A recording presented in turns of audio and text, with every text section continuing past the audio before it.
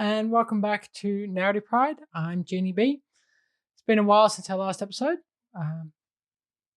New setup, new living arrangements, so it takes a bit of time to settle in and get back into it. But today I wanted to look at an idea that was floated by one of the comments in my previous video, the idea that transgenderism is a social contagion.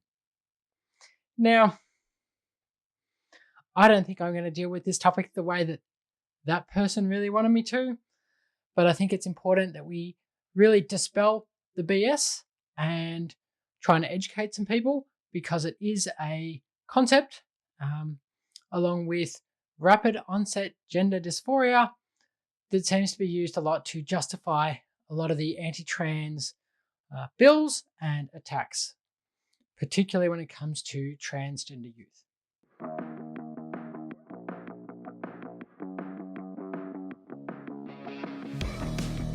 So,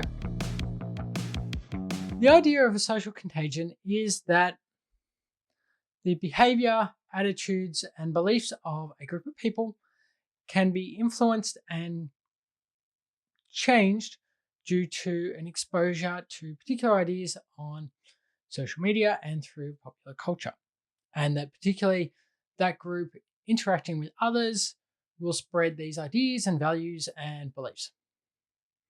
So that society is theoretically manipulating and changing people's views based on this context. So in relation to transgender youth, the idea is that people are questioning their identity, identifying as trans or gender diverse, because they are exposed to more trans media and interactions from the community. I think it is important that we think about these things in context. And at the moment, we are seeing a fairly widespread level of almost conspiracy theory, sort of questioning science, questioning what we know, culture, particularly that's being pushed by the right. And we see this obviously in terms of LGBTQIA plus identities, but also things like autism, ADHD, the use of vaccines. We only have to look at RFK Jr. and some of the stuff that he has said over the last couple of years to really highlight this idea. And quite a lot of it comes down to this notion of increasing numbers of diagnosed people. So like if I use the autism example, we obviously have a greater number of children and young adults being identified as being autistic or being on the ASD spectrum. Now, some people, and particularly these skeptics, look at that and go, oh, there's something causing more people to develop autism. That must be something like vaccines or mobile phones or whatever it is. Vaccines cause autism, thus why we have more people being diagnosed with autism. This is problematic because it just assumes that the process of diagnosis is the same now as it used to be, and that we in both situations have identified everyone who is autistic, and therefore there shouldn't be any change in number. And this is particularly extremely dangerous and false, because particularly to use the ASD example, our testing and diagnosis for those disorders has changed a lot over the last 30 years. I know quite a lot of adults and friends of mine who have been diagnosed as neurodivergent in some way in their 30s. Now that's because they either weren't tested or weren't diagnosed when they were younger. It didn't mean they didn't have that particular form of neurodiversity. It just wasn't picked up. And that's because our diagnosis has changed. It's got much better, which means we pick up more people. We pick those people up as adults, and we pick up more people as teenagers.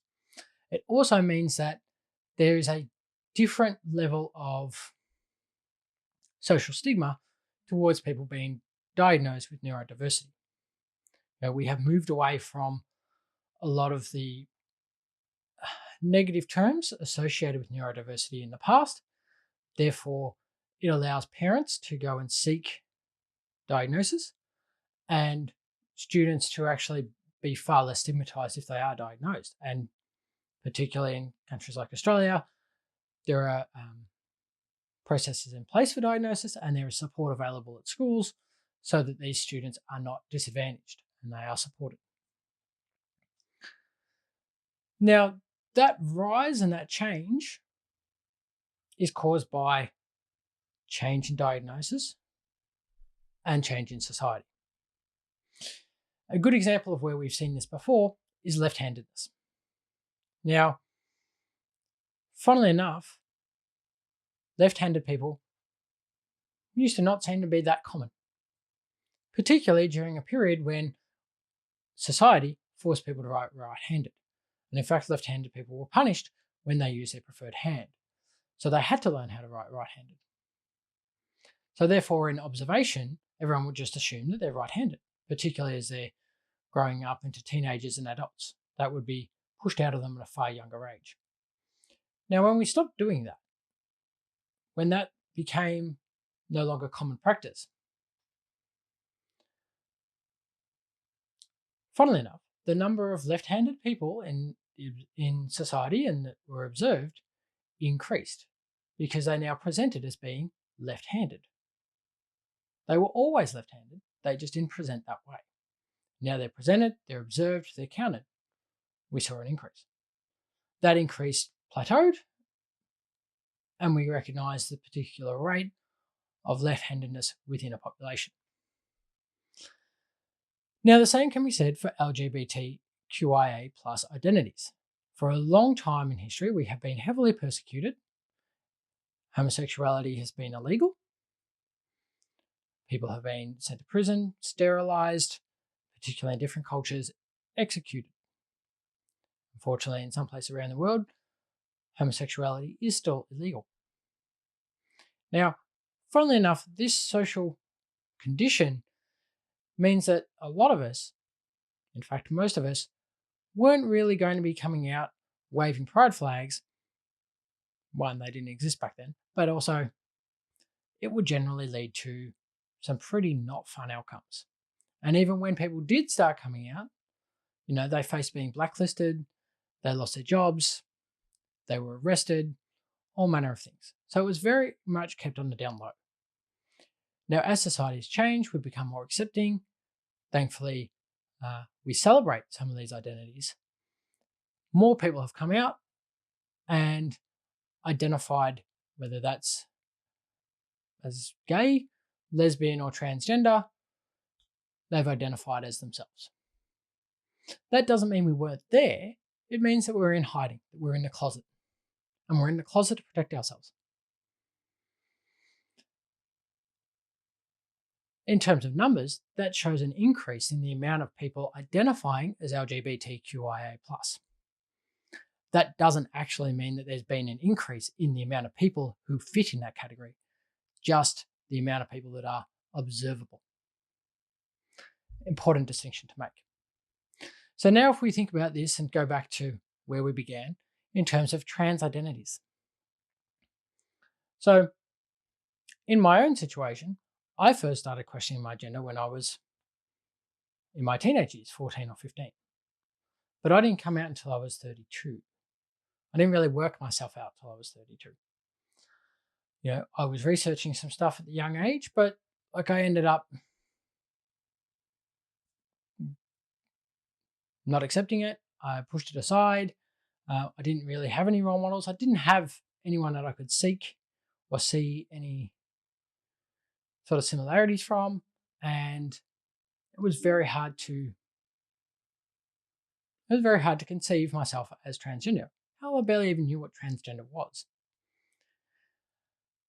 Now, as a result, I did a lot of soul searching in my 30s and I've come out, and I know quite a few people who have done that, and there are other people who have come out at an older age because we now have this greater visibility, greater awareness, greater ability to connect, and there is more acceptance in society. Now, the thing is, that was for people growing up in the 90s and 2000s and even the 80s. The circumstances now are very different. We have a community of teenagers growing up in this more accepting world where there is increased visibility for trans and gender diverse identities. So they can start to see themselves. So their ability to recognize who they are, to come out, has improved. Much like what I was saying before in terms of left-handedness and autism. They're more accepted, they're more likely to come out. Therefore, the numbers will increase. That doesn't mean that the numbers are different, it just means that the observable numbers are different. Additionally, in that time period, there has been a lot of change in terms of the way that we view gender dysphoria and transgenderism as a whole, as a society. Tests that were used 30 years ago aren't used today. Our categories are different. So we have potentially what you might say is different goalposts, which may contribute slightly to that. It's more likely that it's more acceptable for people to come out because, hell, that's my own experience. And I know that's the experience of other people my age who have come out. We were questioning back when we were teenagers, but we couldn't necessarily work it out then, and we definitely didn't have the environment where we could come out, so we're coming out now. But we're adults, and it's different for trans kids. Now, where does this idea of rapid onset gender dysphoria come from? This idea of social contagion. Because like I've just explained, it makes perfect sense that we see an increase in the numbers. But this idea has to come from somewhere. It has to gain popularity somehow. So in 2018, Lisa Littman published a paper through Brown University. And that paper coined the term rapid onset gender dysphoria. It didn't actually state anything about social contagion, but it was very much implied. Now, that study has been heavily corrected since its publication and universally attacked by a lot of other peer-reviewed studies and really disproven. Methodology relied on surveying parents with children of gender dysphoria. Now, one thing that is heavily important recognizing this study is that it did not actually survey or interact with or engage with any transgender youth at all. So the entire basis of the study relates to these parents. So it is very much reliant on what the parents knew when, rather than understanding perhaps how the kids knew, how they told their parents, when they told their parents, any of these other factors that could really go into this idea of how fast this seemed to happen. Now, the other part of the methodology that is heavily flawed and biased is that not only did it only survey parents, but most of these parents were found through anti-trans forums and groups. So we've got a group of parents who are decidedly anti-trans, don't like the idea that their kids are trans, really are struggling with it, perhaps have just found out. And we're asking them questions about the impact of social media or what they knew and how fast it seemed like their child changed their mind about their gender. That is extremely flawed. One, because they don't like the idea that their kid is transgender. So they are going to want to support an idea that their kid is not transgender. So this concept that Lisa Littman is studying is actually getting confirmation bias from asking people who would likely want to agree with it. Now, particularly with this group as well, we must note the other factor that is probably skewing this information. Not only are they not asking kids, they're only dealing with parents. These parents are found through a trans or anti-trans publication. But because these are parents who are anti-trans and who don't like these ideas and who aren't progressive, it's unlikely that their kids were inclined to come out at a very early stage. Realistically, they would have been putting that off as long as they possibly could. It doesn't sound like if their parents are on anti-trans forums that they probably felt like they were in a good environment, which means that they were likely questioning long before they actually told their parents. Just because their parents found out about it at one time doesn't mean that the kids started questioning their gender at that time.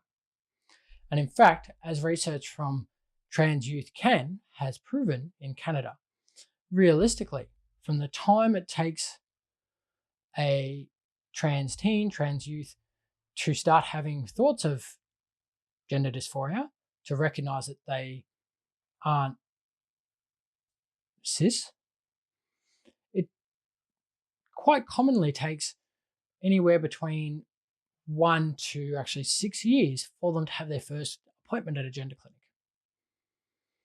Now, obviously, there might be other blocks that prevent them from getting that appointment at a gender clinic, but one of the main things is that they're going to take some time to sit with it, to work it out themselves, to perhaps talk about it with people, to eventually tell their parents, then they'll go to the gender clinic. But the likelihood is they're not going to the gender clinic before telling their parents, because they're not going to get an appointment, they're not going to get taken seriously. They're going to need the legal guardian. So the fact that, in fact, the highest group, 24.9%, identified that it was 3 years after they first felt like they were gender diverse or trans before they had that appointment at the gender clinic suggests that this is not some sort of rapid decision-making process. In fact, only 1.7% found in this study conducted in Canada and looking at 10 clinics found that they identified themselves as trans and went to see a gender clinic in the same year. Only less than 2% all happened in 1 year. Some people, it was nearly 8%. It takes about 6 years to go from that process of first identifying or questioning their gender to actually getting to a clinic. And at some point in that 6 years, they've told their parents. Unlikely that they've told them straight at the start.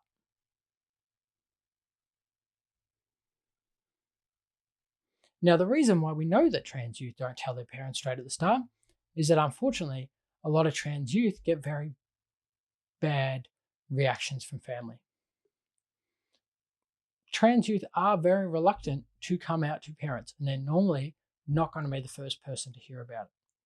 It's going to be more discussed with the peer group and more discussed with, maybe an accepting adult.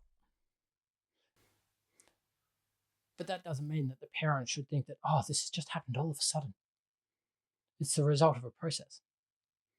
Now, particularly something that was noted in Littman's study and makes the whole sort of concept of social contagion is that parents noticed that their kids were engaging with trans content online, YouTube, these sort of things.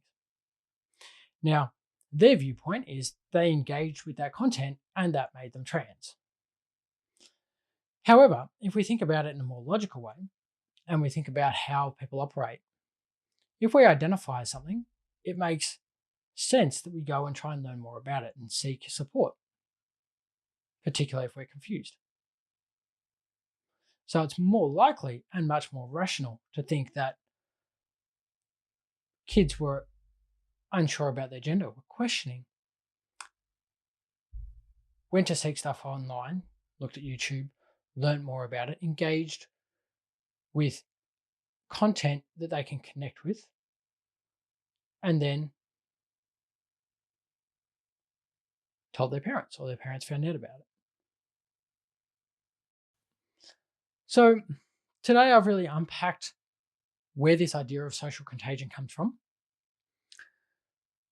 the reason why that research is so heavily flawed and disregarded by the entire scientific community, and especially highlighted a more logical explanation for some of the observed concerns from those parents. But unfortunately, despite this being a very logical explanation of things, we do have a lot of different groups, anti-trans, groups, legislators, they keep bringing up this idea of rapid onset gender dysphoria. Because even though Littman's work has been heavily discredited and there's nothing else that backs it up, it gives them something to justify their attacks on trans communities. This gives them something they can use to try and argue for a restriction on transgender rights, to limit gender affirming care, and implement some of these bills. But the important thing to recognize is that this idea, rapid onset gender dysphoria, it's a complete myth. It hasn't been proven. In fact, everything that comes out proves the opposite. And it is heavily discredited amongst the scientific community. It is just convenient. It is a convenient lie or myth to further other political ends. So I hope you found this insightful and interesting today. Hopefully next time we'll deal with something a little bit less intense and less politically motivated, maybe some helpful hints or just some personal experience. But please, if you found this useful, remember to like and subscribe, and I will see you next time.